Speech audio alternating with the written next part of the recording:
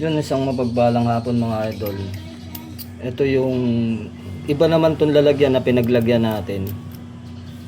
So yan, para makita nyo na talagang pulido yung kanyang mga laman. Ito ay bulalakaw. Pinaglagari, mga pinagtanggalan natin sa bulalakaw, no? So yan, nadikit. Nadikit talaga siya. Then ito naman yung Diamante Negra.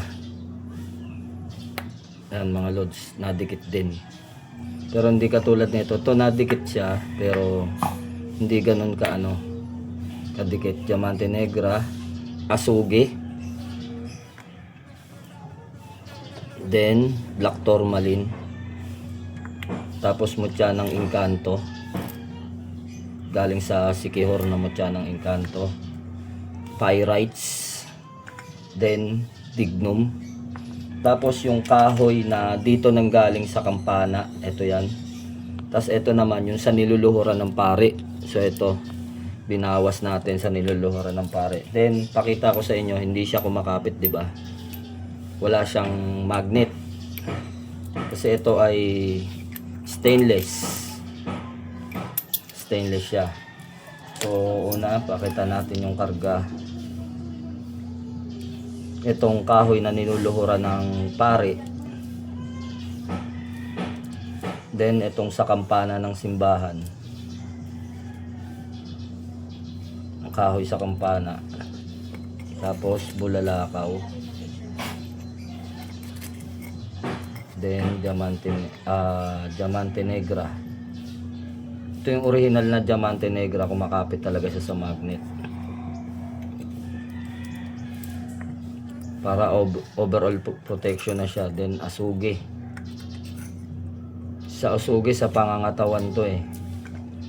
Tapos itong Black Tourmaline, sa kulam at barang, pangontra siya. Tapos laki ng lalagyan. Itong Pyrites, para sa swerte, panghatak ng pera. Then Dignum,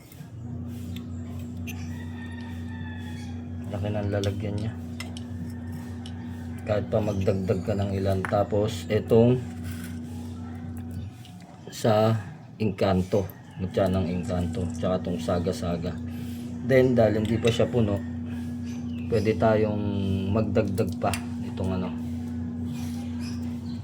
Diamante Negra, para malakas yung kapit din niya sa magnet. Itong Diamante Negra sa kulam, barang, Tigalpo, Palipadangin.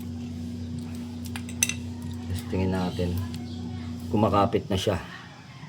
Kanina walang kapit kasi ayun, hinigop niya lahat, pasaway.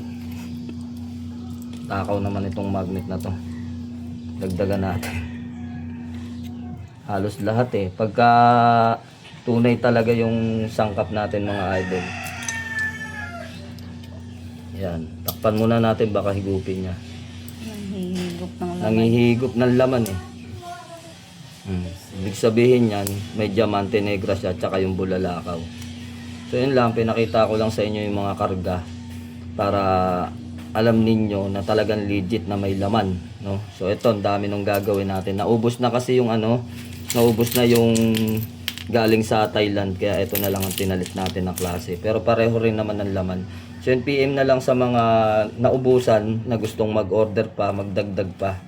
So yun, PM lang. Ito pinaka-importante, itong dalawang kahoy na to. Kasi itong kahoy na to, sa kampana ng simbahan nito, yung pinagkakapitan. Maraming gustong-gusto niya na nakita nyo naman, pinuntahan dito.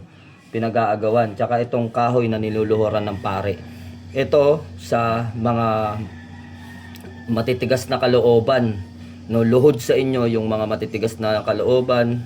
Yung parang minamaliit kayo o nambubuli sa inyo, o may kapitbahay kayo, o sa amo ninyo sa trabaho, o kaya naman kayo ay namumuno sa isang trabaho o sa isang samahan, then ito ay niluluhuran. So luhod sa inyo ang matigas na kalooban dyan.